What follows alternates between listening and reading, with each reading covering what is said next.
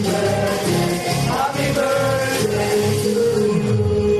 Alright, before you blow the candle, let's go with Shirley.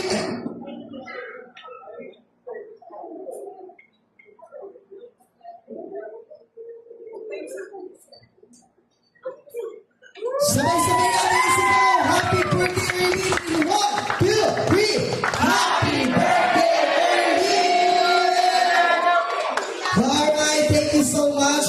Before we end this program, yan ng pagkakataon upang magbigay ng message. Siyempre, ang kanyang butihing ama at ina, palampakan natin.